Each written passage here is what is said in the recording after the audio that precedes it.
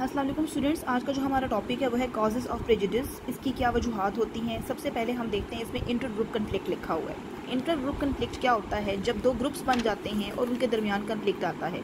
अब कैसे आता है? जैसे यहाँ लिखा हुआ है, during pursuit of employment, a suitable house, fine school और अदर मैटर्स ऑफ लाइकिंग। ये जब आप कोई कंपटीशन बनता है दो ग्रुप्स के दरमियान में, ठीक है। जैसे फॉर एग्जांपल गरीब और अमीर तबका, ठीक है। अब जो अमीर को बेनिफिट्स मिल रहे हैं और गरीब को वो चीज़ नहीं मिल रही, तो जाहिर है उनके दरमियान एक कन्फ्लिक्ट आ जाएगा। दो ग्रुप्स बन गए ना, ठीक है।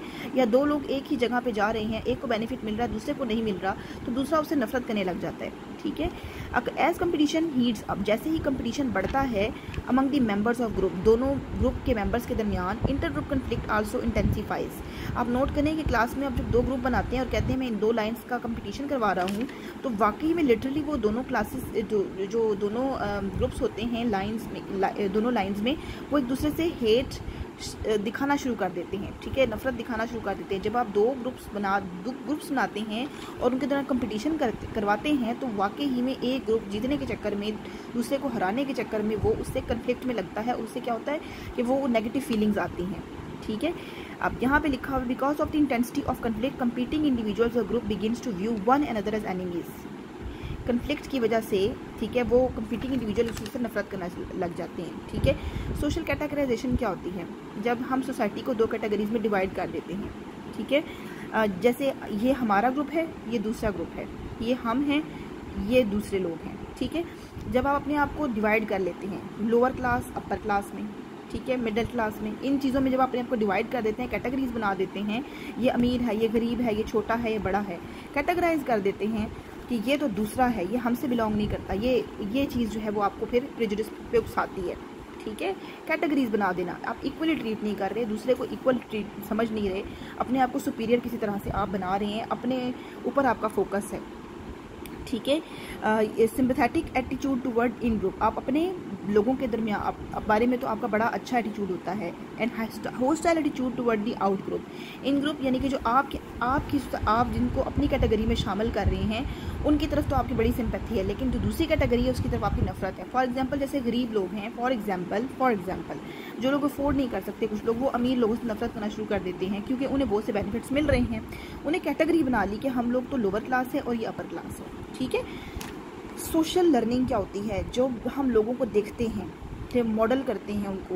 अब हमारे पेरेंट्स हैं, ठीक है, हम उनसे बहुत कुछ लर्न करते हैं। हमारे टीचर्स हैं, हम जिन जिन लोगों के साथ रहते हैं उनसे कुछ ना कुछ लर्न करते हैं। और अगर हम वो यहाँ लिखा हुआ है कि पेरेंटल इन्फ्लुएंस, अगर पेरेंट्स ही आपको ये चीज़ें करके दिखाते हैं तो बच्चे भी वही काम करते हैं।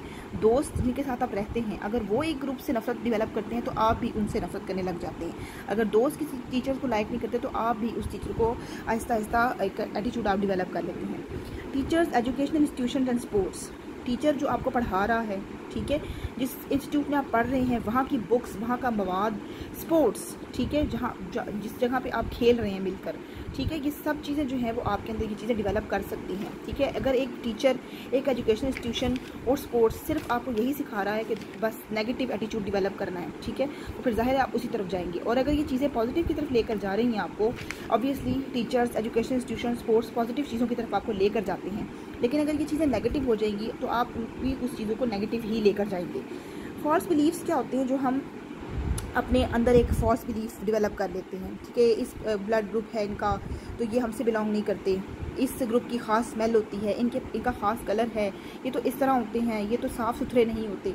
फॉल्स बिलीव्स, ठीक है, जिसका कोई नहीं है, ठीक है, कि ये चीज़ें जो होती हैं अपनी तरफ से जो चीज़ डेवलप करते हैं वो प्रेजुडिस की तरफ लेकर जाती हैं। उसके बाद है illusionary correlation, tendency to perceive such relation with some object as do not exist in reality.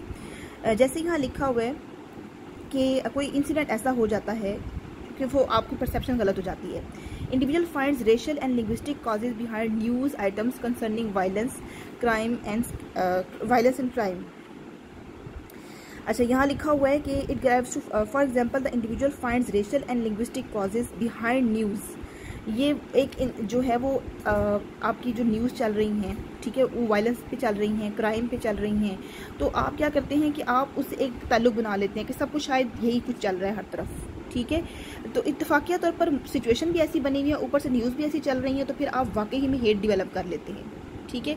एक ही वक्त में जब दोनों चीज़ें हो रही हैं इत्तेफाक से, ठीक है, तो आप समझते हैं कि बस ये चीज़ इसी बंदे ने की है और ये इसी वजह से हुआ है, ठीक है। तो ये चीज़ जो है वो इल्यूजनरी कोरिलेशन होती है। नेक्स्ट है हमारे पास economic and social tug of war.